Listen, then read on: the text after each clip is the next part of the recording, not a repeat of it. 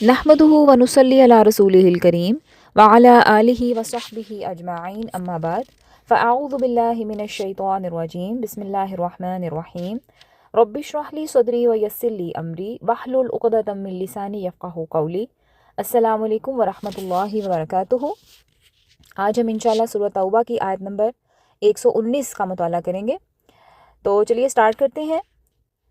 आऊज़ु बिल्लाहि मिनश शैतानिर रजीम। या अय्युहल्लज़ीना आमनू, ए लोगो जो ईमान लाए हो, इत्तक़ुल्लाह, अल्लाह ताला से डरो, वकूनू, और हो जाओ, मआ, साथ, अस्सादिकीन, सच्चे लोगों के। और इसका तर्जमा कुछ यूँ है, ए ईमान वालो, अल्लाह ताला से डरो और सच्चों के साथ हो जाओ। अब आप ये नोटिस करें कि ये आयत कितनी छोटी है, लेकिन आयत छोटी है लेकिन इसके जो मीनिंग्स हैं, जो इसका माना है, वो बहुत बड़ा है। ये आयत जो है समझ लें कि ईमान को बचाने का फार्मूला है। तो इस आयत के 3 बुनियादी हिस्से हैं। पहला क्या है? या अय्युहल्लज़ीना आमनू, यानी ये बात जो है वो आम लोगों को नहीं कही जा रही, ये ईमान वालों के लिए है। ये बात ईमान वालों को कही जा रही है। और बताने का मकसद क्या है कि ईमान तो आप में है लेकिन उसे ख़तरा लाहक हो सकता है, इसलिए ईमान को की हिफाजत करना ज़रूरी है। उसके बाद दूसरी बात बताई गई, इत्तक़ुल्लाह, अल्लाह ताला से डरो या अल्लाह का तकवा अख्तियार करो। तकवा सिर्फ डर नहीं होता, ये एहसास ज़िम्मेदारी है। इस बात का एहसास होना कि अल्लाह ताला देख रहा है, अल्लाह ताला पूछेगा, सवाल करेगा, मुझे अल्लाह के सामने जवाब देना है। इस बात का एहसास जब इंसान के दिल में होता है तो वो मुत्तकी बन जाता है। और तकवा इंसान को झूठ से रोकता है, बहानों से बचाता है, गलत सोहबत से निकालता है। इस बारे में हम पहले भी बात कर चुके हैं तकवा के हवाले से। उसके बाद जो इसका तीसरा पॉइंट है वो है वकूनू मअस-सादिकीन, सच्चों के साथ हो जाओ। ये बहुत गहरा हुक्म है। अल्लाह ताला ने ये नहीं कहा कि सच बोलो, बल्कि यहाँ पे क्या फरमाया, सच्चों के साथ हो जाओ। क्योंकि जब इंसान तन्हा होता है तो वो कमज़ोर हो जाता है, ठीक है। और जब इंसान कंपनी में होता है तो उसकी जो कंपनी है वो उस पर अफेक्ट होती है डायरेक्ट। तो यहाँ पर कंपनी के बारे में बात की गई है कि सच्चों के साथ हो जाओ, यानी कि सच की कंपनी अपनाओ। क्योंकि जिस तरह की कंपनी में हम बैठते हैं हम वैसे ही हो जाते हैं, ठीक है। तो यहाँ पर बात की जा रही है कि सच्चों के साथ हो जाओ। अच्छा, इस आयत मुबारका का थोड़ा सा बैकग्राउंड मैं आपको बता दूं कि ये आयत क्यों नाजिल हुई थी। ये आयत ग़ज़वा तबूक के बाद नाजिल हुई। जैसे कि मैंने पिछली आयत में भी आपको बताया था कि ग़ज़वा तबूक में कुछ मुसलमान जो थे वो थोड़े से रिलक्टेंट हुए थे साथ जाने के लिए, और जो भी रीज़न्स थी वो हमने पिछली आयत में डिस्कस किए थे कि ये रीज़न्स थी जिसकी वजह से कुछ मुसलमान जो है वो जाने में थोड़ा सा हीले बहाने कर रहे थे, थोड़ा सा तरद्दुद में थे।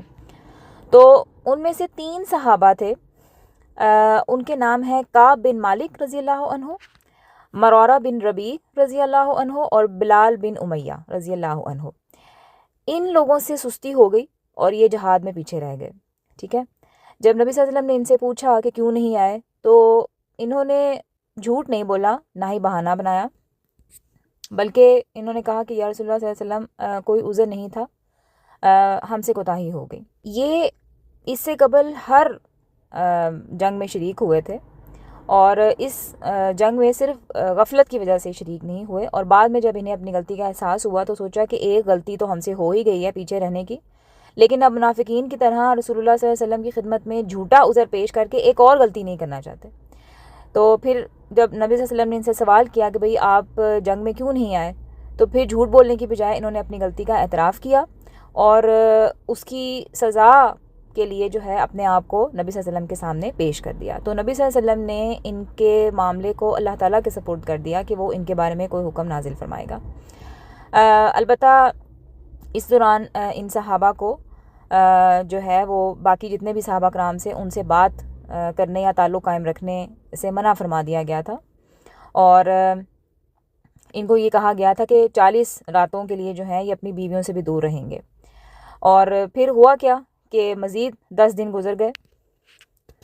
तो 50 दिन के बाद अल्लाह ताला ने इनकी आहुजारी और तौबा कबूल फरमाई और फिर उनके लिए ये आयत जो है नाजिल हुई, जिसके अंदर तकवा होगा, वो सच्चा भी होगा और अल्लाह से डरेगा भी। फिर ये आयत मुबारका नाजिल हुई कि अल्लाह से डरो और सच्चों के साथ रहो। यानी اس کا مطلب یہی ہے کہ جس کے اندر تقویٰ ہوگا وہ سچا بھی ہوگا، اور جو جھوٹا ہوگا سمجھ لو کہ اس کا دل تقویٰ سے خالی ہے۔ اسی لیے حدیث میں آتا ہے کہ مومن سے کچھ اور کوتاہیوں کا صدور تو ہو سکتا ہے لیکن وہ جھوٹا نہیں ہو سکتا۔ تو انہوں نے جو ہے وہ اعتراف کیا، اور 50 دن کے بعد یہ آیت مبارکہ نازل ہوئی۔ نتیجہ کیا ہوا کہ وقتی طور پر سختی تو ہوئی، آزمائش تو ان پر آئی، لوگوں کا بائیکاٹ ہوا، ظاہر ہے ان کا دل بھی دکھی ہوا، لیکن اللہ تعالیٰ نے ان کی توبہ کو قبول فرمایا، ان کے سچ بولنے کا جو ایکٹ تھا اس کو قبول فرمایا، اور یہ آیت نازل فرمائی۔ تو اس آیت میں جو پیغام ملا ہمیں وہ کیا تھا کہ نجات جو ہے وہ جھوٹ میں نہیں بلکہ سچ میں ہے، چاہے دیر سے ہو۔ اور اسی حوالے سے ہمیں کچھ ریلیونٹ احادیث بھی ملتی ہیں۔ نبی کریم صلی اللہ علیہ وسلم نے فرمایا، یہ صحیح مسلم اور بخاری دونوں میں ہے یہ حدیث، سچ کو لازم پکڑ لو کیونکہ سچ نیکی کی طرف لے جاتا ہے اور نیکی جنت کی طرف لے جاتی ہے۔ تو آج کل کے دور میں جو یہ آیت ہم پر کس طرح سے اپلائی ہوتی ہے، سچ بولنا کہاں مشکل ہوتا ہے؟ اگر ہم اپنے گریبانوں میں اگر ہم جھانکیں تو سچ بولنا مشکل ہوتا ہے جہاں ہمیں اپنی غلطی ماننی پڑ رہی ہو، ٹھیک ہے؟ ہم اپنی غلطی ہمیں پتہ بھی ہوتا ہے کہ ہم نے غلطی کی تھی، لیکن ہم اس کا اعتراف نہیں کرتے، ہم سچ نہیں بولتے۔ پھر دوسرا، جب ہمیں اس چیز کا خدشہ ہو کہ کوئی نقصان ہو جائے گا، ٹھیک ہے، تو اس وقت بھی ہم سچ بولنا ہمارے لیے مشکل ہوتا ہے۔ عزت بچانے کے معاملے میں اگر ہمیں اپنی عزت پیاری ہے تو ہم نے اگر کوئی غلط کام کیا بھی ہے تو ہم جھوٹ بول دیں گے کہ ہم نے تو نہیں کیا تھا، تاکہ لوگوں کی نظر میں ہم سچے رہیں۔ تو آیت ہمیں کہہ رہی ہے کہ اگر نقصان کا اندیشہ بھی ہو تب بھی سچ کا ساتھ نہیں چھوڑنا چاہیے۔ سچوں کے ساتھ ہونا، آج کے دور میں سچوں کے ساتھ ہونا کیسا ہے؟ یعنی سچ بولنے والوں کی صحبت، دیندار لوگوں کی صحبت، وہ لوگ جو بہانے نہیں بناتے، وہ حق کا ساتھ دیتے ہیں۔ اور غلط صحبت کون سی ہے؟ جو جھوٹ کو نارملائز کرتی ہے، ٹھیک ہے، جو گناہ کو جسٹیفائی کرتی ہے، یعنی وہ آپ گناہ کو اس طرح سے بنا کے پیش کرتی ہے کہ گناہ نہیں لگتا بلکہ وہ ایک اچھا کام لگتا ہے، نارملائز کر دیتی ہے۔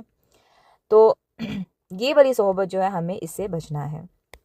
تو ہوپفلی آپ کو سمجھ آ گئی ہوگی اس آیت مبارکہ کی۔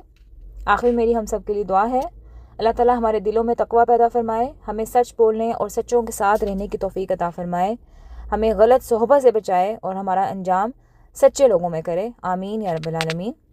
اگلی آیت انشاءاللہ اگلے لیکچر میں دیکھیں گے۔ سبحانک اللہم و بحمدک، اشہد ان لا الہ الا انت، استغفرک و اتوب الیک۔